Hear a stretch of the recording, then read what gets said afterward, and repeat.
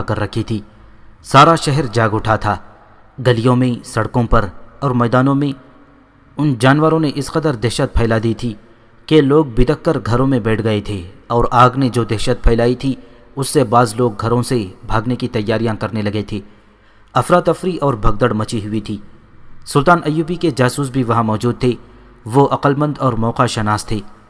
انہوں نے آگ، بھاگتے دوڑتے جانور اور افراتفری دیکھی تو یہ معلوم کیے بغیر کہ یہ معاملہ کیا ہے، یہ مشہور کر دیا کہ صلاح الدین ایوبی کی فوجیں شہر میں داخل ہو گئی ہیں اور شہر کو آگ لگا رہی ہیں۔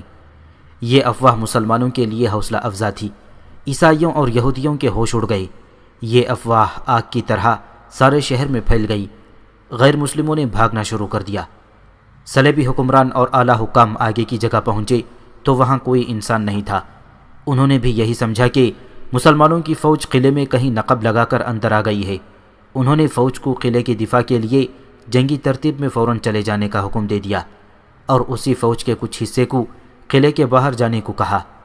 2-3 کمانڈر دوڑ کر قلعے کی دیوار پر چڑھے اور باہر دیکھا۔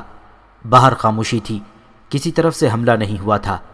قلعے کا عقبی دروازہ کھول دیا گیا تاکہ فوج باہر جا سکے۔ رات کے وقت قلعے کا دروازہ نہیں کھولا جاتا تھا، لیکن اس خیال سے دروازہ کھول دیا گیا تھا کہ سلطان ایوبی کا کوئی جانباز دستہ اندر آ گیا ہے جس نے بھگدڑ مچا دی ہے۔ یہ باہر کے حملے کا پیش خیمہ تھا۔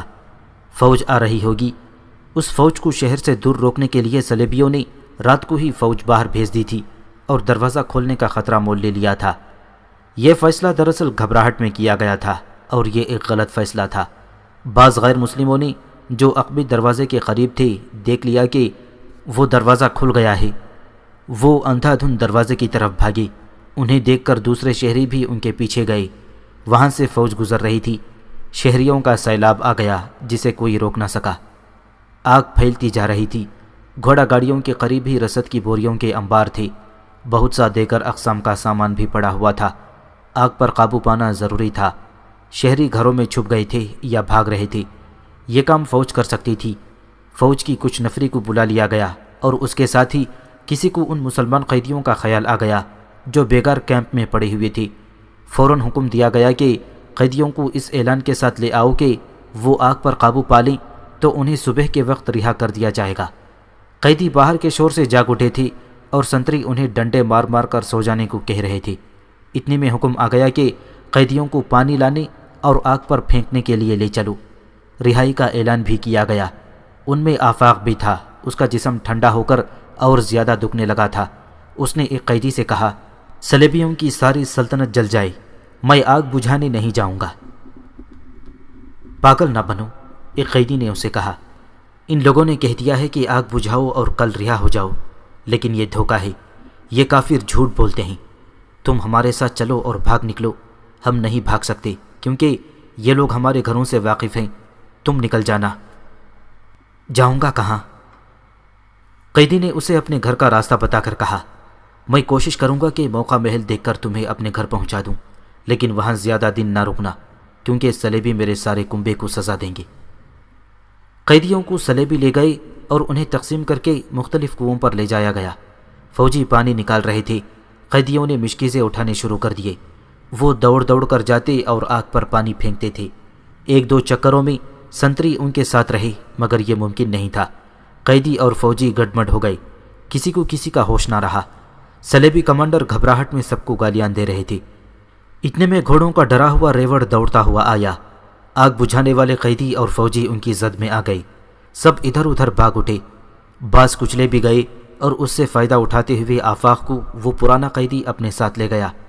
مسلمانوں کو کوئی خطرہ نہ تھا۔ وہ خوش تھے کہ مسلمان فوج آ گئی ہے۔ قیدی اپنے گھر میں داخل ہوا۔ اس کا سارا خاندان جاگ رہا تھا۔ اسے دیکھ کر سب مسرور ہوئے، لیکن اس نے آفاق کو ان کے حوالے کر کے کہا، اسے چھپا لو اور جلدی شہر سے باہر نکال دینا۔ میں نہیں رک سکتا۔ صلیبیوں نے کل رہائی کا وعدہ کیا ہے۔ اسے ابھی کوئی نہیں جانتا۔ اگر میں یہاں رک گیا تو شاید کبھی بھی رہائی نہیں ملے گی۔ کیا یہ سچ ہے کہ صلاح الدین ایوبی کی فوج اندر آ گئی ہے؟ قیدی کے باپ نے پوچھا۔ کچھ پتہ نہیں، قیدی نے جواب دیا۔ آگ بہت زور کی ہے، معلوم نہیں کب بجھے گی۔ اگر ہماری فوج نہیں آئی تو پھر یہ ہم خطرہ کیسے مول لے سکتے ہیں؟ قیدی کے باپ نے کہا۔ یہ آدمی خود ہی نکل جائے گا، قیدی نے کہا۔ یہ کل یہاں سے نکل جائے گا، اس کا ہمیں کوئی خطرہ نہیں، قیدی کے باپ نے کہا۔ ابھی ابھی تمہارا چھوٹا بھائی 2 مسلمان لڑکیوں کو لایا ہے، انہیں اس نے اور سالم کے بیٹے عثمان نے اور ان کے دوستوں نے سلیبیوں کے شاہی خاندان سے اغوا کیا ہے، دونوں کو ہم نے گھر میں چھپا لیا ہے۔ کون ہیں وہ لڑکیاں؟ قیدی نے پوچھا۔ کہتے ہیں انہیں کل ایک قافلے سے سلیبیوں نے اغوا کیا تھا، باپ نے جواب دیا۔ ان کا بھائی سنا ہے قید میں ہے۔ آفاق نے تڑپ کر پوچھا، کہاں ہیں وہ لڑکیاں؟ ذرا سی دیر میں آفاق اپنے بہنوں کو گلے لگا رہا تھا، خدا نے ان کی فریادیں سن لی تھیں۔ یہ بڑا ہی جذباتی منظر تھا۔ ان کے ماں باپ مارے گئے تھے، وہ لٹ گئی تھی، انہیں ایسی معجزہ نما ملاقات کی توقع نہیں تھی۔ جس قیدی کا یہ گھر تھا وہ دوڑ کر باہر نکل گیا، وہ قید سے بھاگنا نہیں چاہتا تھا۔ اس کا چھوٹا بھائی برجیس اور عثمان سالم کے ساتھ تھا، وہ لڑکیوں کو گھر چھوڑ کر کہیں چلا گیا تھا۔ وہ اچانک آ گیا، اس نے لڑکیوں سے کہا، فوراً اٹھو، شہر سے نکلنے کا موقع پیدا ہو گیا ہے۔ آفاق کے متعلق اسے بتایا گیا کہ وہ ان لڑکیوں کا بھائی ہے اور قید سے فرار ہو کر آیا ہے۔ اس نے آفاق کو بھی اپنے ساتھ لیا اور باہر لے گیا۔ باہر 3 گھوڑے تھے، یہ برجیس کا انتظام تھا۔ اس نے دونوں بہنوں کو گھوڑوں پر سوار کیا اور جب تیسرے گھوڑے پر خود سوار ہونے لگا تو اسے آفاق کے متعلق بتایا گیا۔ اس نے آفاق کو تیسرے گھوڑے پر سوار کرا دیا اور خود چل پڑا۔ اس نے اتنا ہی کہا، خدا حافظ دوستوں، زندہ رہے تو پھر ملیں گے، اور وہ دوڑ پڑا۔ وہ شہر کے عقبی دروازے کی طرف جا رہا تھا، جہاں سے ڈرے ہوئے شہریوں کا جلوس باہر کو بھاگا جا رہا تھا۔ یہ دروازہ برجیس نے پہلے ہی دیکھ رکھا تھا، شہر سے نکلنے کا موقع پیدا ہو گیا تھا۔ اس نے کہیں سے 3 گھوڑے پکڑے اور لے آیا۔ کسی سلیبی کمانڈر نے دیکھ لیا کہ شہری تو بھاگ رہے ہیں، اس نے دروازہ بند کرنے کا حکم دے دیا۔ برجیس جب وہاں پہنچا تو دروازہ آہستہ آہستہ بند ہو رہا تھا اور شہریوں کا ایک ہجوم دروازے میں پھنس گیا تھا۔ ایک واویلا برپا تھا۔ برجیس نے چلانا شروع کر دیا، پیچھے سے فوج آ رہی ہے، دروازہ کھول دو، بھاگو، مسلمان آ رہے ہیں۔ ہجوم نے آگے کو زور لگایا تو بند ہوتے ہوتے دروازہ کھل گیا۔ انسان رکے ہوئے دریا کی طرح بند توڑ کر نکل گئے۔ باہر نکل کر برجیس نے آفاق سے کہا کہ کسی ایک بہن کے پیچھے سوار ہو جاؤ، اگر میں تمہارے ساتھ سوار ہوا تو ایک گھوڑے پر 2 مردوں کا وزن زیادہ ہو جائے گا، ہمارا سفر لمبا ہے۔ آفاق ایک بہن کے پیچھے سوار ہو گیا، دوسری سے اس نے کہا کہ وہ سواری سے ڈرے نہیں، گھوڑا اسے گرائے گا نہیں۔ انہوں نے گھوڑے دوڑا دیے۔ برجیس کو معلوم تھا کہ راستے میں سلیبی فوج خیمہ زن ہے، اسے یہ بھی معلوم تھا کہ کون سی جگہ فوج نہیں ہے۔ وہ اس سمت ہو لیا۔ کرک کے بھاگے ہوئے لوگ ادھر ادھر بکھرتے جا رہے تھے، شعلوں کی روشنی دور دور تک جا رہی تھی۔ آفاق اور لڑکیوں کو معلوم نہیں تھا کہ انہیں کس طرح رہا کرایا گیا ہے۔ برجیس خاموش تھا، وہ اگر بولتا تو صرف اتنا کہ آفاق سے اس کی خیریت پوچھتا تھا، اور اس کی جو بہن گھوڑے پر اکیلی سوار تھی اس سے پوچھ لیتا تھا کہ وہ ڈر تو نہیں رہی۔ کرک کے شعلے پیچھے ہٹتے جا رہے تھے اور رات گھوڑوں کی رفتار کے ساتھ گزرتی جا رہی تھی۔ صبح طلوع ہوئی تو برجیس سلطان ایوبی کی فوج کے علاقے میں داخل ہو چکا تھا۔ اس نے ایک کماندار سے اپنا تعارف کرایا اور سلطان ایوبی کے متعلق پوچھا کہ کہاں ہوگا۔ کماندار اسے اپنے دستوں کے کماندار کے پاس لے گیا، جس نے اسے بتایا کہ سلطان ایوبی کہاں ہو سکتا ہے۔ برجیس اپنی اس کامیابی پر بے حد خوش تھا۔ اس نے صرف لڑکیوں کو سلیبیوں سے آزاد نہیں کرایا تھا، بلکہ کرک میں آتش زنی جیسی تخریبی کارروائی کر کے سلیبی فوج کے غیر مسلم شہریوں کے جذبے پر خوف طاری کر آیا تھا۔ وہ سلطان ایوبی کو یہ مشورہ دینا چاہتا تھا کہ کرک پر فوراً حملہ کر دیا جائے۔ کرک کی صبح بڑی بھیانک تھی، شعلوں کی بلندی اور تندی ختم ہو گئی تھی، لیکن آگ ابھی تک سلگ رہی تھی۔ سلیبی فوج کی رسد اور جانوروں کا تمام تر خشک چارہ جل گیا تھا۔ خیموں کے علاوہ بے شمار جنگی سامان نظر آتش ہو گیا تھا۔ کچھ اونٹ زندہ جل گئے تھے۔ تمام گھوڑے اور اونٹ رات بھر دوڑ دوڑ کر تھک گئے اور اب سارے شہر میں آوارہ پھر رہے تھے۔ جگہ جگہ ان لوگوں کی لاشیں پڑی تھیں جو بے لگام گھوڑوں اور بے مہار اونٹوں کی زد میں آ کر کچلے گئے تھے۔ فوجی اور قیدی ابھی تک کنووں سے پانی لا لا کر آگ پر پھینک رہے تھے۔ سلیبی حکام ابھی تک یہ سمجھ رہے تھے کہ سلطان ایوبی کی فوج اندر آ گئی ہے، لیکن وہاں ایسے کوئی آثار نہیں تھے۔ انہوں نے قلعے کی دیواروں پر جا کر ہر طرف دیکھا۔ باہر سلیبیوں کی اپنی فوج قلعے کے ارد گرد موجود تھی۔ اسلامی فوج کا دور دور تک نام و نشان نہیں تھا۔ اب یہ تفتیش کرنی تھی کہ آگ کس طرح لگی تھی۔ اس سنتری کی لاش ملی جسے لڑکیوں نے خنجروں سے ہلاک کیا تھا، لیکن گھوڑوں اور اونٹوں نے اسے ایسی بری طرح روندا تھا کہ خنجروں کے زخم پہچانے نہیں جاتے تھے۔ اس سے تھوڑی دور 4 زنانہ لاشیں ملیں۔ یہ اس میدان میں پڑی ہوئی تھیں جہاں گھوڑے اور اونٹ باندھے جاتے تھے۔ یہ تفتیش کرنے والا حاکم کوئی معمولی آدمی نہیں تھا، بلکہ سلیبیوں کی انٹیلیجنس کا ڈائریکٹر ہرمن تھا۔ اس میدان میں لاشیں تو اور بھی پڑی تھیں، لیکن اسے 4 عورتوں کی لاشیں ملیں۔ ان کے چہرے گھوڑوں کے پاؤں تلے آ کر مسخ ہو گئے تھے، جسم کا کوئی حصہ سلامت نہیں تھا۔ یہ لاشیں ایک دوسرے سے دور دور پڑی تھیں۔ ان کے کپڑے تار تار ہو گئے تھے۔ خاک و خون میں ان کا اصلی رنگ نظر نہیں آتا تھا۔ اتنا ہی پتہ چلتا تھا کہ یہ زنانہ کپڑے ہیں۔ لاشیں دیکھ کر بھی یہ ثبوت ملتا تھا کہ یہ عورتیں ہیں۔ سب کے جسموں سے کھال اکھڑی ہوئی اور کئی جگہوں سے گوشت باہر آیا ہوا تھا۔ کئی ہڈیاں ننگی ہو گئی تھیں اور ٹوٹی ہوئی بھی تھیں۔ ہر لاش کے گلے میں زنجیر اور زنجیر کے ساتھ ایک چھوٹی سلیب بندھی ہوئی تھی۔ یہ سلیبیں اس امر کا ثبوت تھا کہ عورتیں عیسائی تھیں۔ ہرمن اور فوجی افسر حیران تھے کہ عورتوں کی لاشیں یہاں کیوں پڑی ہیں۔ یہ فوجی علاقہ تھا اور اس طرف سے کسی شہری کو گزرنے کی اجازت نہیں تھی، اور نہ ہی یہ عام گزرگاہ تھی۔ یہ تو جانوروں اور رسد وغیرہ کی جگہ تھی۔ وہاں چند اور لاشیں بھی پڑی تھیں، وہ فوجیوں کی تھیں۔ عورتیں رات کے وقت ادھر کیوں آئیں؟ اس سوال کا جواب دینے والا کوئی نہ تھا۔ صرف قیاس آرائی کی جا سکتی تھی، جو کہ کی گئی۔ کہا گیا کہ فوجی پیشہ ور عورتوں کو ادھر لے آئے ہوں گے، مگر اصل مسئلہ تو یہ تھا کہ آگ کس طرح لگی۔ شہر کے مسلمانوں پر شک کیا جا سکتا تھا، لیکن مجرموں کا سراغ لگانا آسان نہیں تھا۔ حکم دے دیا گیا کہ خفیہ پولیس اور فوج کے سراغ رساں شہر میں مشتبہ مسلمانوں کی چھان بین کریں، اور جس پر ذرا سا بھی شک ہو اسے قید میں ڈال کر اذیت رساں تحقیقات کریں۔ نور اور اس کی تینوں لڑکیوں کے گھر والے بہت پریشان تھے۔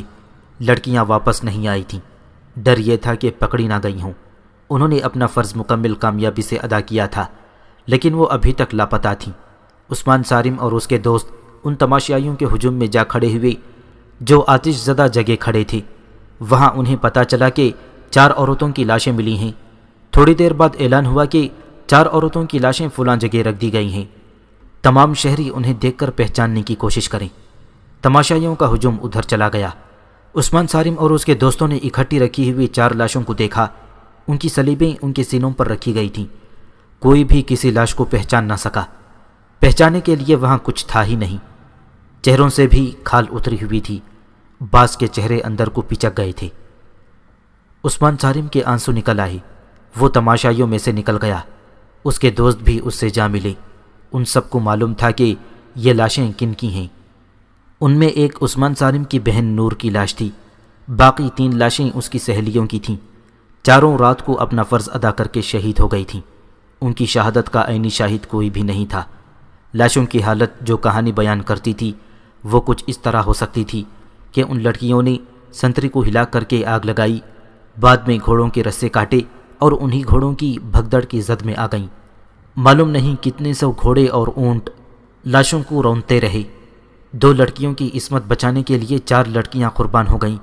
برجیس نے اپنے ہاتھوں ان لڑکیوں کے گلوں میں سلیبیں لٹکائی تھیں تاکہ بوقت ضرورت وہ سلیبیں دکھا کر ظاہر کر سکیں کہ وہ عیسائی ہیں۔ ان لڑکیوں کا جنازہ نہیں پڑھا گیا تھا۔ انہیں سلیبیوں نے عیسائی سمجھ کر اپنے قبرستان میں کہیں دفن کر دیا۔ ان کے لواحقین نے ماتم نہیں کیا۔ ایصال ثواب کے لیے قرآن خوانی کی گئی۔ گھروں میں غائبانہ نماز جنازہ پڑھی گئی۔ چاروں لڑکیوں کے باپوں نے ایک ہی جیسے جذبات کا اظہار کیا۔ انہوں نے کہا کہ اسلام کے نام پر وہ 4 بیٹے قربان کرنے کو تیار ہیں، مگر ان سے جو قربانی لی جانے لگی وہ بڑی ہی اذیت ناک تھی۔ صلیبی فوج نے تمام مسلمان گھروں کی خانہ تلاشی شروع کر دی۔ خطرہ تھا کہ جو ہتھیار انہوں نے گھروں میں چھپا رکھے ہیں وہ پکڑے جائیں گے۔ سب نے ہتھیار اندرونی کمروں کی فرش کھود کر دبا دیے۔ دوسرا خطرہ یہ تھا کہ جو 4 لڑکیاں شہید ہو گئی تھیں ان کے متعلق جواب دینا مشکل تھا کہ کہاں چلی گئی ہیں۔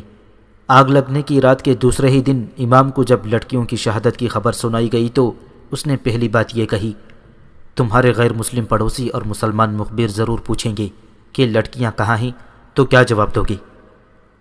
امام دانشمند اور دور اندیش انسان تھا۔ اس نے گہری سوچ کے بعد کہا، 4 لڑکیوں کے باپ اور بھائی میرے ساتھ آئیں۔ وہ آ گئے تو اس نے سب کو ایک طریقہ بتایا اور کچھ باتیں ذہن نشین کرائیں۔ وہ سب کو صلیبیوں کی انتظامیہ کے دفتر میں لے گیا اور وہاں کے سب سے بڑے حاکم سے ملاقات کی اجازت لے کر بڑے غصے اور جذباتی لہجے میں کہا، میں ان لوگوں کا امام ہوں، یہ میرے پاس فریاد لے کر آئے ہیں کہ رات آگ لگی تو یہ سب آگ بجھانے کے لیے اٹھ دوڑے۔ یہ رات بھر کنووں سے پانی نکالتے رہے، شہر میں بھگدڑ مچ گئی، کسی کو کسی کا ہوش نہ رہا۔ یہ لوگ صبح کے وقت گھروں کو گئے تو انہیں پتہ چلا کہ آپ کی فوج کے کچھ آدمی ان کے گھروں میں گھس گئے اور ان کی کنواری لڑکیاں اٹھا کر لے گئے ہیں۔ ہماری 4 لڑکیاں لاپتہ ہیں، ہماری فوج پر الزام لگانے سے پہلے سوچ لو۔ صلیبی حاکم نے رعب سے کہا، جناب میں مذہبی پیشوا ہوں۔ امام نے کہا، میں آپ کو یہ بتانا چاہتا ہوں کہ آپ ہمیں دھتکار سکتے ہیں اور اپنی فوج کو بے گناہ کہہ سکتے ہیں، لیکن خدا سے آپ کوئی اچھا برا عمل نہیں چھپا سکتے۔ آپ ہمارے حاکم ہیں، خدا تو نہیں۔ ان لوگوں نے آپ کی فوج کو نقصان سے بچانے کے لیے ساری رات آگ سے لڑائی لڑی۔ آپ انہیں یہ صلاح دے رہے ہیں کہ یہ بھی تسلیم نہیں کرنا چاہتے کہ ان کی لڑکیوں کو آپ کے فوجی اٹھا کر لے گئے ہیں۔ کچھ دیر کی بحث کے بعد حاکم نے انہیں کہا کہ ان لڑکیوں کو تلاش کیا جائے گا۔ امام اس سے یہی کہلوانا چاہتا تھا۔ باہر آ کر جب وہ واپسی کے لیے چلے تو امام نے سب سے کہا کہ اب یہی مشہور کر دو کہ رات ان کی لڑکیاں اغوا ہو گئی ہیں۔ چنانچہ یہی مشہور کر دیا گیا۔ ان کے پڑوس میں رہنے والے غیر مسلموں نے یقین کر لیا۔ رات شہر کی حالت ہی ایسی تھی کہ لوٹ مار اور اغوا آسانی سے کی جا سکتی تھی۔ برجیز سلطان ایوبی کے خیمے میں بیٹھا تھا۔ آفاق کی مرہم پٹی سلطان ایوبی کا جراح کر چکا تھا۔ آفاق کی دونوں بہنیں بھی خیمے میں بیٹھی تھیں۔ برجیز رات کا کارنامہ سنا چکا تھا۔ سلطان ایوبی بار بار لڑکیوں کو دیکھتا تھا، ہر بار اس کی آنکھیں سرخ ہو جاتی تھیں۔ برجیز نے کہا کہ وہ کرک کو ایسی افراتفری اور بھگدڑ میں چھوڑ آیا ہے کہ فوری طور پر حملہ کیا جائے تو حملہ کامیاب ہو سکتا ہے۔ شہر میں فوجوں کے لیے رسد نہیں رہی، جانوروں کے لیے چارہ نہیں رہا، جانور ڈرے ہوئے ہیں، شہر پر خوف طاری ہے، فوج بھی ڈری ہوئی ہے۔ سلطان ایوبی گہری سوچ میں کھو گیا۔ بہت دیر بعد اس نے سر اٹھایا اور اپنے نائبین اور مشیروں کو بلوایا۔ اس نے پہلا حکم یہ دیا کہ ان لڑکیوں اور ان کے بھائی کو قاہرہ روانہ کر دیا جائے اور ان کی رہائش اور وظیفے کا انتظام کیا جائے۔ آپ میری بہنوں کو اپنی عافیت میں لے لیں۔ آفاق نے کہا، میں آپ کے ساتھ رہوں گا، مجھے اپنی فوج میں شامل کر لیں، مجھے اپنے ماں اور باپ کے خون کا انتقام لینا ہے۔ اگر آپ مجھے کرک میں داخل کر سکیں تو میں اندر تباہی مچا دوں گا۔ جنگ جذبات سے نہیں لڑی جاتی، سلطان ایوبی نے کہا، بڑی لمبی تربیت کی ضرورت ہے۔ تم صرف اپنے ماں اور اپنے باپ کے خون کا انتقام لینے کو بے تاب ہو، مجھے ان تمام باپوں اور تمام بیٹیوں کے خون کا انتقام لینا ہے جو صلیبی درندوں کا شکار ہوئی ہیں۔ اپنے آپ کو ٹھنڈا کرو۔ آفاق کی جذباتی حالت ایسی تھی کہ سلطان ایوبی اسے زبردستی قاہرہ بھیجنے سے گریز کر رہا تھا۔ اسے کہا کہ پہلے اپنا علاج کرائے، صحت یاب ہو جائے، پھر اس کی خواہش پوری کر دی جائے گی۔ اتنے بے نائب سالار اور اعلیٰ کمانڈر آ گئے، ان میں زاہدان بھی تھا۔ سلطان ایوبی نے آفاق اور اس کی بہنوں کو باہر بھیج دیا۔ اس نے اجلاس میں یہ مسئلہ پیش کیا کہ کیا کرک کو فوراً محاصرے میں لے لیا جائے۔ اس نے سب کو کرک کی اس وقت کی کیفیت بتائی۔ اس مسئلے پر بحث شروع ہو گئی۔ زاہدان نے اپنے جاسوسوں اور رپورٹوں کی روشنی میں کہا کہ صلیبی فوج صرف کرک میں نہیں بلکہ باہر بھی ہے، اور اس کا ایک حصہ ایسی پوزیشن میں ہے جو ہماری فوج کا محاصرہ باہر سے توڑ دے گی۔ انہوں نے ایسا انتظام کر رکھا ہے کہ رسد کی آمد و رفت کی حفاظت کے لیے ان کی پوری فوج موجود ہے۔ اگر ان کے پاس وقتی طور پر رسد کی کمی آ گئی ہے تو یہ سمجھ کر حملہ کرنا کہ ہمارا محاصرہ کامیاب ہوگا محض خوش فہمی ہے۔ ان کے پاس صرف وہی رسد اور سامان نہیں تھا جو جل گیا ہے، ان کی ہر ایک فوج کے ساتھ اپنی اپنی رسد اور سامان موجود ہے، اور ان کی نفری ہم سے 5 گنا زیادہ ہے۔ اجلاس کے دوسرے شرکاء نے اپنے اپنے مشورے پیش کیے۔ ان کی اکثریت فوری حملے کے حق میں تھی اور بعض نے انتظار کی تجویز پیش کی۔ تجاویز اور مشورے جیسے کیسے بھی تھے، سلطان ایوبی نے سنے۔ اسے یہ دیکھ کر اطمینان ہوا کہ کمانڈروں کا جذبہ شدید تھا۔ ان میں بیشتر نے کہا کہ حملہ جلدی کریں یا دیر سے، یہ پیش نظر رکھیں کہ ایک بار حملہ کر کے یہ نہ سننا پڑے کہ محاصرہ اٹھا لو کیونکہ ہم کمزور ہیں۔ سلطان ایوبی خاموشی سے سنتا رہا۔ اس نے آخر میں فوج کے جذبے اور دیگر قوائف کے متعلق پوچھا۔ اسے تسلی بخش جواب ملا، میں جلدی حملہ کرنا چاہتا ہوں۔ آخر میں سلطان صلاح الدین ایوبی نے کہا، لیکن میں جلد بازی کا قائل نہیں، میرے سامنے صرف کرک کا قلعہ بند شہر نہیں بلکہ صلیبیوں کی وہ تمام فوج ہے جو انہوں نے باہر پھیلا رکھی ہے۔ زاہدان نے ٹھیک کہا ہے کہ کرک کے اندر تباہی سے ہمیں خوش فہمی میں مبتلا نہیں ہونا چاہیے، تاہم حملہ جلدی ہوگا، فاصلہ زیادہ نہیں ہے، ایک ہی رات میں ہمارے دستے کرک تک پہنچ سکتے ہیں، مگر انہیں ایک جنگ قلعے سے باہر لڑنی پڑے گی۔ کوٹ سے پیشتر ہمیں کرک کے مسلمانوں کو تیار کرنا پڑے گا۔ مجھے اندر کی جو تازہ اطلاعیں ملی ہیں وہ یہ ہیں کہ وہاں کے مسلمان درپردہ ایک جماعت کی صورت میں منظم ہو چکے ہیں۔ امید کی جا سکتی ہے کہ وہ محاصرے کی صورت میں شہر میں تخریب کاری کریں گے۔ ان کی لڑکیاں بھی میدان میں نکل آئیں گی۔ صرف 4 لڑکیوں نے صلیبیوں کو جو نقصان پہنچایا ہے وہ 50-50 نفری کے 4 دستے بھی نہیں پہنچا سکتے۔ ہم کوشش کریں گے کہ شہر میں اپنے چھاپا مار بھی داخل کر دیں۔ مداخلت کی معافی چاہتا ہوں، برجیس نے کہا، اگر چھاپا مار بھیجنے ہیں تو فوراً بھیجیے۔ کرک کے جو شہری بھاگ گئے ہیں وہ یقیناً واپس جائیں گے، ان کے پردے میں چھاپا مار داخل کیے جا سکتے ہیں، اس کے بعد ممکن نہیں ہوگا۔ آتش زنی کے واقعے کے بعد صلیبی محتاط ہو جائیں گے اور شہر کے تمام دروازے بند کر دیں گے۔ مجھے اجازت دیں کہ میں ان کے ساتھ آج ہی روانہ ہو جاؤں۔ وہ اپنے ساتھ کوئی ہتھیار نہ لے جائیں، وہاں سے ہتھیار مل جائیں گے۔ آخر فیصلہ یہ ہوا کہ آج ہی رات چھاپا مار برجیس کی قیادت میں روانہ کر دیے جائیں۔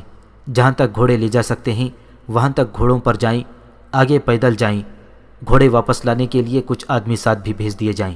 اسی وقت زاہدان سے کہا گیا کہ وہ برجیس کی ہدایت کے مطابق چھاپا ماروں کو شہری لباس مہیا کرے اور شام کے بعد روانہ کر دے۔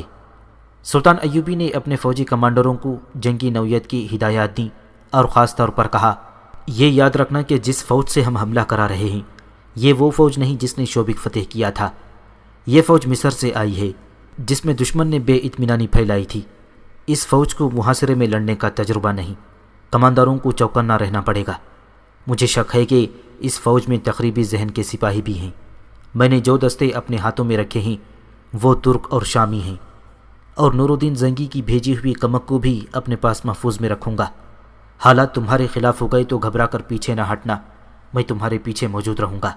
اور یہ بھی یاد رکھو کہ کرک کے مسلمانوں کے ساتھ امیدیں وابستہ نہ کیے رکھنا۔ ان کے لیے جو ہدایت بھیج رہا ہوں وہ ایسی ہرگز نہیں ہوں گی کہ یہ اپنے آپ کو ایسے خطرے میں ڈال لیں کہ ان کی مستورات کی عزت بھی محفوظ نہ رہے۔ میں ان سے اتنی زیادہ قربانی نہیں مانگوں گا، وہ محکوم اور مجبور ہیں، ظلم و تشدد کا شکار ہیں۔ ہم ان کی آزادی اور نجات کے لیے جا رہے ہیں، ان کے بھروسے پر نہیں جا رہے۔ 4-5 دنوں تک کرک میں یہ کیفیت رہی کہ مسلمانوں کے گھروں پر چھاپے پڑ رہے تھے۔ کئی مسلمان محض شک میں گرفتار کر لیے گئے تھے۔ بیگار کیمپ کے جن قیدیوں کو اس وعدے پر آگ بجھانے کے لیے لے گئے تھے کہ انہیں رہا کر دیا جائے گا، انہیں رہا نہیں کیا گیا تھا۔ صلیبیوں نے مظالم کا ایک نیا دور شروع کر دیا تھا۔ ان کا نقصان معمولی نہیں تھا۔ وہ جانتے تھے کہ مسلمانوں کے سوا یہ دلیرانہ تخریب کاری اور کوئی نہیں کر سکتا۔ گرفتار ہونے والوں میں عثمان سالم کے 2 دوست بھی تھے جو لڑکیوں کو رہا کرانے کے لیے ان کے ساتھ تھے۔ انہیں درندوں کی طرح اذیتیں دی جا رہی تھیں۔ صلیبی بربریت کی حدوں سے بھی آگے نکل گئے تھے، مگر انہیں کوئی سراغ نہیں مل رہا تھا۔ صرف یہ 2 کم عمر لڑکے تھے جن کے سینوں میں سوراخ تھا، لیکن ان کی زبانیں بند تھیں، ان کے جسموں میں کچھ نہیں رہا تھا۔ چکر شکنجے میں کس کس کر اور جھٹکے دے دے کر ان کے جوڑ الگ کر دیے گئے تھے، لیکن لڑکے خاموش تھے۔ آخر خود ہرمن قید خانے میں گیا۔ اس کی توجہ بھی ان 2 لڑکوں پر تھی۔ اسے مسلمان مخبروں نے بتایا تھا کہ آتش زنی میں ان 2 لڑکوں کا بھی ہاتھ ہے۔ مسلمان مخبر 2 تھے، دونوں ان لڑکوں کے پڑوسی تھے۔ وہ معمولی سی حیثیت کے آدمی ہوا کرتے تھے، لیکن اب گھوڑا گاڑیوں میں سواری کرتے تھے اور صلیبیوں کے درباری بن گئے تھے۔ وہ صلیبی حاکموں کو گھروں میں بھی مدعو کرتے تھے اور اپنی بیٹیوں کے ساتھ بٹھاتے اور فخر کرتے تھے۔ ان کی 2-2 3-3 بیویاں تھیں اور وہ شراب بھی پیتے تھے۔ انہوں نے ان 2 لڑکوں کو آتش زنی کی رات کہیں مشکوک حالت میں دیکھا تھا اور انہیں گرفتار کرا دیا تھا۔ ہرمن نے قید خانے میں ان دونوں نوجوانوں کی حالت دیکھی تو اس نے محسوس کیا کہ نزا کی حالت میں پہنچ کر بھی انہوں نے کچھ نہیں بتایا تو یہ کچھ بھی نہیں بتائیں گے۔ ان کے جسم عادی ہو چکے ہیں۔ وہ انہیں اپنے ساتھ لے گیا انہیں بڑا اچھا کھانا کھلایا، پیار اور شفقت سے پیش آیا، ڈاکٹروں کو بلا کر انہیں دوائی پلائی اور تشدد کے زخموں اور چوٹوں کا علاج کرایا، پھر انہیں سلا دیا۔ وہ فوراً ہی گہری نیند سو گئے۔ ہرمن دونوں کے درمیان بیٹھ گیا۔ کچھ دیر بعد ان میں سے ایک نوجوان صاف الفاظ میں بڑبڑانے لگا، میں کیا جانوں، میرا جسم کاٹ دو، مجھے کچھ بھی نہیں معلوم، اگر کچھ معلوم ہوگا تو بھی نہیں بتاؤں گا۔ تم گردن کے ساتھ سلیب باندھتے ہو، میں نے قرآن پاک کی آیت باندھی ہوئی ہے۔ تم نے آگ لگائی تھی، ہرمن نے کہا، تم نے سلیبیوں کی کمر توڑ دی ہے، تم بہادر ہو، مر گئے تو شہید کہلاؤ گے۔ اگر مر گیا تو جب تک جسم میں جان ہے اس جان میں ایمان بھی رہے گا، جان نکل جائے گی ایمان نہیں نکلے گا۔ ہرمن نے اس کے سوئے ہوئے ذہن میں اپنے مطلب کی باتیں ڈالنے کی بہت کوشش کی، لیکن نوجوان کے ذہن نے قبول نہ کی۔ اتنے میں دوسرا لڑکا بھی بڑبڑانے لگا۔ ہرمن نے اس کی طرف توجہ دی، اسی طرح اس کے ذہن میں بھی باتیں ڈالیں جو اس نوجوان نے اگل دیں۔ ہرمن کے ساتھ اس کے 3-4 سراغ رساں بھی تھے۔ اس نے بہت دیر کی کوشش کے بعد آہ بھری اور کہا، مزید کوشش بیکار ہے، ان کی زبان سے تم کوئی راز نہیں اگلوا سکو گے۔ یہ بے گناہ معلوم ہوتے تھے، مگر میں تمہیں یہ بھی بتا دینا چاہتا ہوں کہ یہ اپنے عقیدے اور جذبے کے پکے ہیں۔ میں نے انہیں مرغن کھانوں میں اتنی زیادہ حشیش کھلائی ہے جتنی گھوڑے کو کھلا دو تو وہ بھی باتیں کرنے لگے، مگر ان پر کوئی اثر نہیں ہوا۔ اس کا مطلب یہ ہے کہ ان کا قومی جذبہ جسے یہ لوگ ایمان کہتے ہیں ان کی روحوں میں اترا ہوا ہے، تم ان کی روحوں پر کوئی نشہ طاری نہیں کر سکتے۔ دوسری صورت یہی ہے کہ یہ بے گناہ ہوں گے۔ وہ بے گناہ نہیں تھے، وہ آتش زنی اور لڑکیوں کو آزاد کرانے کی مہم میں شریک تھے۔ صلیبی جسے گناہ اور جرم کہہ رہے تھے وہ مسلمان کے لیے عظیم نیکی اور جہاد تھا جو ان لڑکوں نے روح اور ایمان کی قوت سے کیا تھا۔ حشیش نے انہیں بے ہوش کر دیا تھا، ان کی عقل کو سلا دیا تھا، مگر ان کی روحیں بیدار تھیں۔ صلیبی ان کی زبان سے ہلکا سا اشارہ بھی نہ لے سکے۔ انہوں نے یہ فیصلہ کیا کہ یہ لڑکے بے قصور ہیں، یہ صلیبیوں کی مجبوری تھی۔ ان لڑکوں کی آنکھ کھلی تو باہر ویرانے میں پڑے تھے۔ صلیبیوں نے انہیں بے ہوشی کی حالت میں دور لے جا کر پھینک دیا تھا۔ وہ اٹھے اور ایک دوسرے کو دیکھا اور گھروں کو چل دیے۔ جو عیسائی اور یہودی باشندے آتش زنی کی رات شہر سے نکل گئے تھے وہ یہ دیکھ کر کہ کوئی حملہ نہیں ہوا اور امن و امان ہے تو واپس آنے لگے۔ صلیبیوں کی فوج جو باہر خیمہ زن تھی اس نے بھی انہیں یقین دلا دیا کہ کوئی حملہ نہیں ہوا، وہ چلے جائیں۔ چنانچہ ایک حکم کے تحت شہر کے 2 دروازے ان لوگوں کے لیے کھلے رکھے گئے جو واپس آ رہے تھے۔ لوگ کنبہ در کنبہ چلے آ رہے تھے اور انہی میں برجیس بھی کرک میں داخل ہو گیا اور اس کے ساتھ سلطان ایوبی کے 15 چھاپہ مار بھی شہر میں داخل ہو گئے۔ کرک کے لوگوں نے دیکھا کہ وہ چپ چاپ اور غریب سا موچی جو دنیا کے ہنگاموں سے بے خبر راستے میں بیٹھا جوتے مرمت کیا کرتا تھا، 3 دنوں کی غیر حاضری کے بعد پھر راستے میں آ بیٹھا ہے۔ اس نے رات ہی رات 15 چھاپہ ماروں کو عثمان صارم اور اس کے نوجوان ساتھیوں کی مدد سے مسلمان گھرانوں میں چھپا دیا تھا۔ ان میں اب کوئی کسی دکان میں ملازم تھا، کوئی صلیبیوں کے استبل کا سائس بن گیا تھا، کوئی مذہب کے طالب علم کی روپ میں مسجد میں جھاڑو دیتا تھا۔ انہیں اب یہ دیکھنا تھا کہ سلطان ایوبی کے حملے کی صورت میں وہ اندر سے کیا کر سکتے ہیں۔ کرنے والا کام صرف یہ تھا کہ کہیں سے قلعے کی دیوار میں اتنا بڑا شگاف پیدا کر دیں کہ اس میں سے گھوڑے بھی اندر آ سکیں یا قلعے کا کوئی دروازہ کھول سکیں۔ وہ انہی کاموں کے لیے زمین ہموار کر رہے تھے۔ عثمان صارم نے اپنے نوجوان جماعت میں اضافہ کر لیا تھا، لڑکیاں بھی تیار ہو گئی تھیں، مگر رینی الیگزینڈر سائے کی طرح عثمان صارم کے ساتھ لگی ہوئی تھی، اسے راستے میں روک لیتی تھی، اس کے گھر چلی جاتی تھی۔ اور ایک روز اس نے عثمان صارم سے پوچھا، عثمان، نور کہاں ہے؟ تمہاری قوم کے کسی گنہگار کے پاس۔ عثمان صارم نے جل کر جواب دیا، اس پر اللہ کی لعنت۔ رحمت کہو عثمان، رینی نے کہا، تم ہمارے خلاف لڑ کر مرنے والوں کو شہید کہا کرتے ہو، نور شہید ہو گئی ہے۔ عثمان صارم چکرا گیا، اسے کوئی جواب نہ بن پڑا۔ اور ان 2 لڑکیوں کو اٹھانے والوں میں تم بھی تھے، رینی نے کہا، لیکن تم ابھی تک گرفتار نہیں ہوئے۔ میں نے کہا تھا نا کہ تمہاری قید اور آزادی کے درمیان میرا وجود حائل ہے، کہو اور کتنی قربانی مانگتے ہو؟ عثمان صارم آخر نوجوان تھا، جسم میں جتنا جوش اور جذبہ تھا اتنی عقل نہیں تھی، وہ دانشمند نہیں تھا۔ رینی کی باتوں نے اسے پریشان کر دیا۔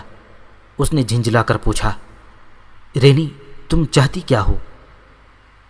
ایک یہ کہ میری محبت قبول کر لو، رینی نے جواب دیا، دوسرا یہ کہ ان زمیندوز حرکتوں سے باز آ جاؤ۔ تم اپنی قوم اور اپنی حکومت سے محبت کرتی ہو، عثمان صارم نے کہا۔ اگر تمہارے دل میں میری محبت اتنی ہی شدید ہے تو میری قوم سے ہمدردی کیوں نہیں کرتی؟ مجھے نہ اپنی قوم سے محبت ہے نہ تمہاری قوم سے، رینی نے کہا۔ میں تمہیں خطرناک کارروائیوں سے صرف اس لیے روک رہی ہوں کہ تم مارے جاؤ گے، حاصل کچھ بھی نہ ہوگا۔ میں جذباتی نہیں، حقیقت کی بات کر رہی ہوں۔ سلطان ایوبی کرک فتح نہیں کر سکے گا۔ اپنے باپ کی بتائی ہوئی باتوں کے مطابق بات کر رہی ہوں۔ جنگ محاصرے کی نہیں ہوگی، باہر کرک سے دور ہوگی۔ ہمارے کمانڈر سلطان ایوبی کی چالیں سمجھ گئے ہیں۔ شوبک کی شکست سے انہوں نے سبق حاصل کر لیا ہے۔ اب کرک کے محاصرے کی نوبت ہی نہیں آئے گی۔ اگر تم لوگوں نے شہر کے اندر سے کوئی کارروائی کی تو اس کا نتیجہ یہی ہوگا کہ مارے جاؤ گے یا گرفتار ہو کر باقی عمر ناقابل برداشت اذیتوں میں گزار دو گے۔ میں تمہیں صرف زندہ اور سلامت دیکھنا چاہتی ہوں۔ عثمان صارم سر جھکائے ہوئے وہاں سے چل پڑا۔ اسے رینی کی آواز سنائی دی، سوچو عثمان، سوچو، میری باتیں ایک غیر قوم لڑکی کی باتیں سمجھ کر ذہن سے نہ اتار دینا۔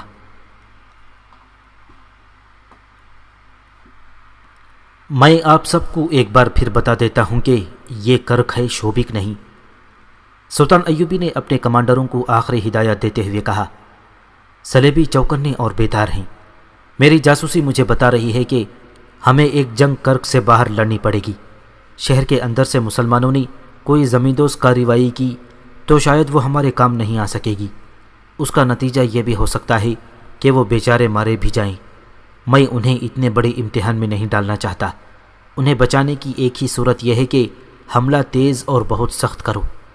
ایسے ہی چند اور ضروری احکامات کے بعد سلطان ایوبی نے اس فوج کو کوچ کا حکم دے دیا جسے کرک کا محاصرہ کرنا تھا۔ کوچ سورج غروب ہونے کے بعد کیا گیا۔ فاصلہ زیادہ نہیں تھا۔ صبح طلوع ہونے تک فوج کرک کے مضافات میں پہنچ گئی، جہاں سے محاصرے کی ترتیب میں آگے بڑھی۔ اس فوج کے سالار کے لیے یہ ایک عجوبہ تھا کہ راستے میں اسے صلیبیوں کا کوئی ایک دستہ بھی نظر نہ آیا۔ اسے بتایا گیا تھا کہ صلیبیوں نے باہر بھی فوج قائمازن کر رکھی ہے۔ اسے ایسے راستے سے بھیجا گیا تھا جس طرف صلیبیوں کی فوج نہیں تھی۔ پھر بھی مزاحمت ضروری تھی جو بالکل ہی نہ ہوئی۔ مسلمانوں کی اس فوج نے قلعے کا محاصرہ کر لیا۔ قلعے کی دیواروں سے تیروں کی بارش برسنے لگی۔ سلطان ایوبی کی فوج نے اس کے جواب میں کوئی شدید کارروائی نہ کی۔ اس کے کماندار ادھر ادھر سے دیواروں پر چڑھنے یا نقب لگانے یا کسی دروازے کو توڑ کر اندر جانے کے امکانات دیکھتے پھر رہے تھے۔ انہوں نے تیر اندازوں کو بھی خاموش رکھا۔ ان کے ساتھ وہ جاسوس تھے جو شہر سے واقف تھے۔ وہ انہیں بتا رہے تھے کہ اندر کوئی سی اہم جگہ کہاں ہے۔ شہر کے اندر ابھی کسی کو خبر نہیں ملی تھی کہ سلطان ایوبی کی فوج نے قلعے کا محاصرہ کر لیا ہے، لیکن یہ محاصرہ ابھی مکمل نہیں تھا۔ عقب ابھی خالی تھا جہاں 2 دروازے تھے۔ اچانک قلعے کے اندر فوجی علاقے میں آگ برسنے لگی۔ یہ آتش گیر مادے والی ہانڈیاں تھیں جو سلطان ایوبی کی ایجاد تھی۔ یہ منجنیقوں سے اندر پھینکی جا رہی تھیں۔ شہر کے لوگوں نے دیکھا کہ ان کی فوج قلعے کی دیوار پر چڑھ گئی ہے اور باہر کو تیر پر تیر چلا رہی تھی۔ شہر میں خوف و ہراس پھیل گیا۔ عیسائی اور یہودی باشندے گھروں میں دبک کر بیٹھ گئے۔ مسلمان باشندے دعاؤں میں مصروف ہو گئے۔ وہ سلطان ایوبی کی فتح کی دعائیں مانگ رہے تھے۔ کچھ مسلمان ایسے تھے جو دعاؤں کے ساتھ بڑی خطرناک سرگرمیوں میں مصروف تھے۔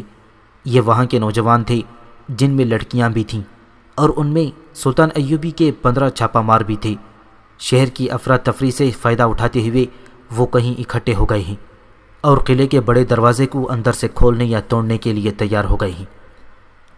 دروازہ بہت مضبوط اور موٹی لکڑی کا تھا جس پر لوہے کی موٹی موٹی پتریاں بھی مڑی ہوئی تھیں۔ اسے توڑنا آسان نہیں تھا۔ باہر سے مسلمان فوج نے دروازے پر منجنیقوں سے ہانڈیاں پھینکیں۔ یہ دوسری قسم کی تھیں۔ یہ ٹوٹتی تھیں تو ان میں سے سیاہ مادہ بکھر جاتا تھا۔ جس پر فلیتے والے آتشیں تیر چلائے جاتے تو سیال مادے کو آگ لگ جاتی تھی۔ اس طریقے سے دروازے کو آگ لگائی گئی، لیکن لوہے نے لکڑی کو نہ جلنے دیا۔ دروازہ بہت ہی مضبوط تھا۔ اوپر سے صلیبیوں نے وہ تیر برسانے شروع کر دیے جو بہت دور تک جاتے تھے۔ یہ منجنیقوں تک پہنچ گئے جن سے کئی آدمی زخمی اور شہید ہو گئے۔ اس خطرے سے بچنے کے لیے منجنیقیں پیچھے کر لی گئیں اور آگ پھینکنے کا طریقہ ناکام ہو گیا۔ آخر مسلمان تیر اندازوں کو حکم دیا گیا کہ قلعے کی دیواروں پر جو دشمن کے سپاہی ہیں ان پر تیر برسائیں۔ سارا دن دونوں طرف سے تیر اندازی ہوتی رہی۔ ہوا میں صرف تیر اڑتے نظر آتے تھے۔ صلیبی دفاعی پوزیشنوں میں تھے اور دیواروں کی بلندی پر بھی تھے، اس لیے زیادہ نقصان مسلمان فوج کا ہو رہا تھا۔ مسلمانوں کے نقب زن جو قلعوں کی دیواریں توڑنے کے ماہر تھے، ہر طرف گھوم پھر کر دیکھ رہے تھے کہ دیوار میں کہاں شگاف ڈالا جا سکتا ہے۔ وہاں چاروں طرف سے اتنے تیر آ رہے تھے کہ دیوار کے قریب جانا خودکشی کے برابر تھا۔ شام سے کچھ دیر پہلے نقب زنوں کے 8 آدمیوں کی ایک جماعت آگے بڑھی۔ یہ جانباز جب دیوار سے تھوڑی دور رہ گئے تو اوپر سے ان پر اس قدر تیر برسے اور تیروں کے ساتھ اتنی زیادہ برچیاں آئیں کہ 8 جانباز وہیں شہید ہو گئے۔ ایک ایک کے جسم میں کئی تیر اور برچیاں لگیں۔ رات کا پہلا پہر تھا۔ رینی اپنے گھر میں تھی۔ اس کا باپ تھکا ہوا تھا۔ یہ کہہ کر سو گیا کہ جلدی جاگ اٹھے گا کیونکہ رات کو بھی اسے کام پر جانا ہے۔ اس نے کہا تھا کہ شہر کے مسلمانوں کے متعلق اطلاع ملی ہے کہ وہ اندر سے کوئی بڑی خطرناک کارروائی کرنے والے ہیں، ہمیں ہر ایک مسلمان گھرانے پر نظر رکھنی چاہیے۔ یہ کہہ کر وہ سو گیا تھا۔ دروازے پر دستک ہوئی تو کسی ملازم کے بجائے رینی نے دروازہ کھولا۔ باہر ایک مسلمان کھڑا تھا جو بڑی اونچی حیثیت کا مالک تھا۔ صلیبیوں کی طرف سے اسے خوب انعام و اکرام ملتا تھا۔ رینی نے اسے بتایا کہ اس کا باپ سویا ہوا ہے، وہ پیغام دے دے، تھوڑی دیر کے بعد وہ جاگے گا تو اسے بتا دیا جائے گا۔ مسلمان نے کہا کہ وہ خود بات کرنا چاہتا ہے، بات بہت اہم اور نازک ہے۔ آج رات مسلمانوں کے بہت سے لڑکے اور لڑکیاں اندر سے قلعے کی دیواریں توڑیں گے۔ رینی کے پوچھنے پر اس نے مختصراً بتایا۔ اس نے کہا، میں نے ان کا ہمدرد اور ساتھی بن کر یہ راز حاصل کیا ہے۔ مجھے یہ بھی پتا ہے کہ ان میں باہر سے آئے ہوئے چھاپہ مار بھی ہیں، اور نیا انکشاف یہ ہے کہ وہ غریب موچی جو راستے میں بیٹھا رہتا ہے وہ سلطان ایوبی کا بھیجا ہوا جاسوس ہے اور اس کا نام برجیس ہے۔ میں تمہارے والد کو یہ خبر دینا چاہتا ہوں تاکہ ان لوگوں کو پھانسنے کے لیے گھات لگائی جائے۔ رینی نے چند ایک مسلمان نوجوانوں کے نام لے کر عثمان سالم کا بھی نام پوچھ لیا۔ کیا یہ لڑکے بھی اس مہم میں شامل ہیں؟ سالم کا بیٹا عثمان تو اس گروہ کا سرغنہ ہے، مسلمان مخبر نے بتایا، اور ان کا سب سے بڑا سرغنہ امام راضی ہے۔ آپ تھوڑی دیر کے بعد آ جائیں، باپ کو ذرا سی دیر سونے دیں، رینی نے اسے کہا۔ مگر وہ جانا نہیں چاہتا تھا۔ صلیبیوں کو خوش کرنے اور ان سے انعام وصول کرنے کا اسے نہایت موزوں موقع مل گیا تھا۔ اس کے متعلق مسلمانوں کو معلوم نہیں تھا کہ قرآن کے بجائے صلیب کا وفادار ہے۔ اسی روز مسلمان نوجوانوں اور چھاپہ ماروں نے دیوار توڑنے کی اسکیم بنائی تھی۔ اس خفیہ اجتماع میں 3-4 بزرگ امام اور یہ مسلمان بھی تھا جس نے لڑکوں کو اچھے مشورے دیے اور سب سے زیادہ جذبے کا اظہار کیا تھا۔ مسلمانوں کو شک تک نہ ہوا کہ وہ صلیبیوں کا پالا ہوا سانپ ہے۔ سبھی اسے شہر کا امیر اور معزز تاجر سمجھتے تھے جس کے حسن سلوک کی بدولت صلیبی بھی اس کی عزت کرتے تھے۔ وہ واپس نہیں جانا چاہتا تھا۔ رینی گہری سوچ میں کھو گئی۔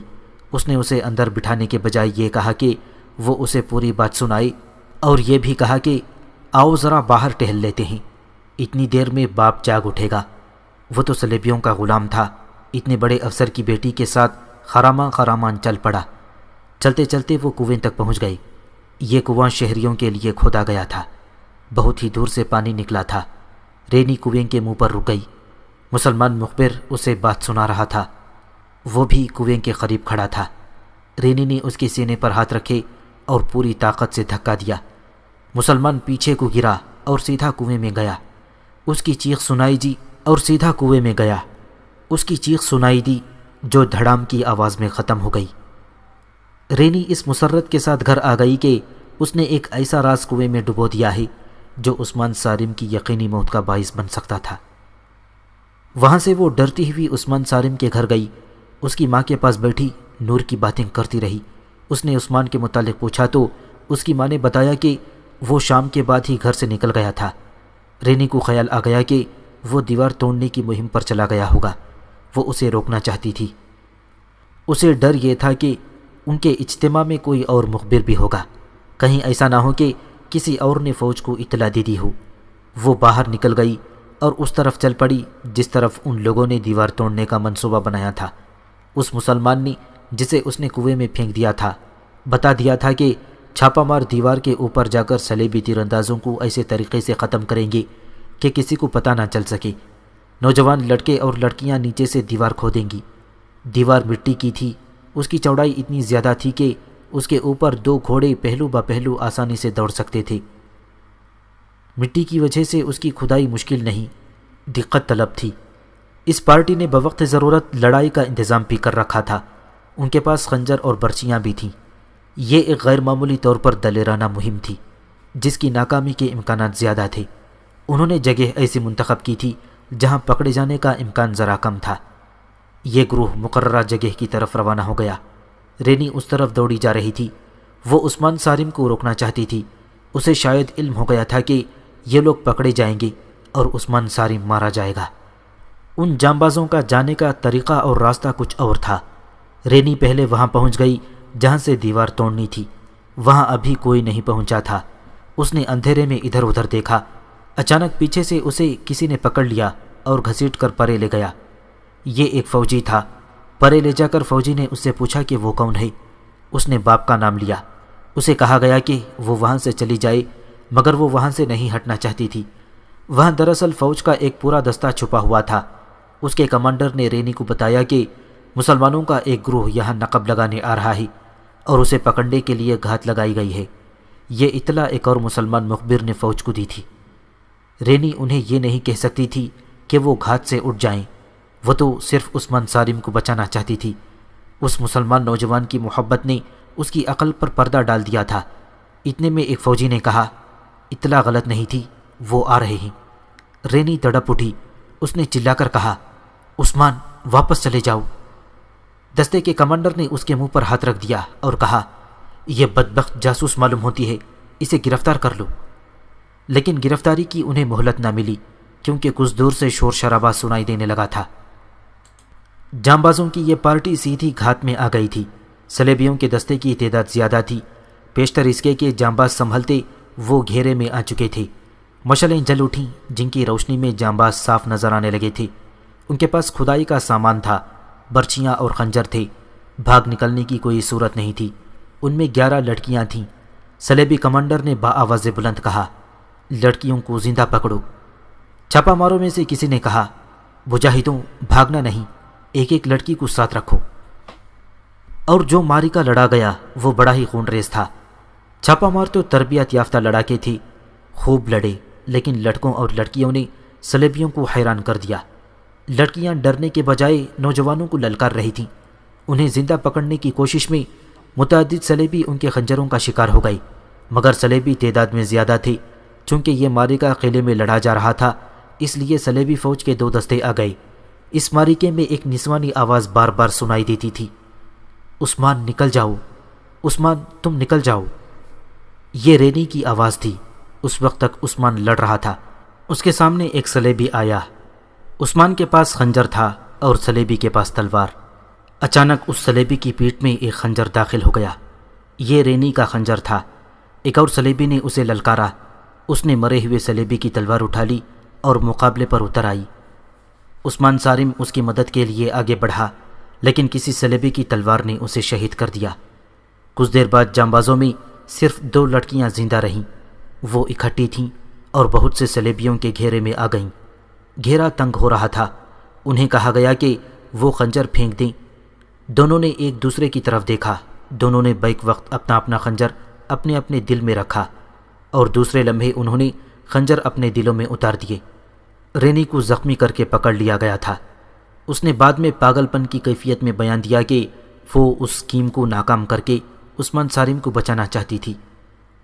قلعے کی دیوار توڑنے کی امید ختم ہو گئی۔ شہر کے اندر مسلمانوں کی تخریب کاری بھی ختم ہو گئی۔ مسلمانوں کی قیادت کرنے والے جانباز شہید ہو چکے تھے۔ برجیز بھی شہید ہو چکا تھا۔ لیکن سلطان ایوبی کی امیدیں صرف ان سرفروشوں کے ساتھ وابستہ نہیں تھیں۔ وہ قلعے سر کرنا جانتا تھا۔ ابھی تو محاصرے کا دوسرا دن تھا، مگر اب کے صلیبیوں نے بھی قسم کھا لی تھی کہ وہ کر کا قلعہ سلطان ایوبی کو نہیں دیں گے۔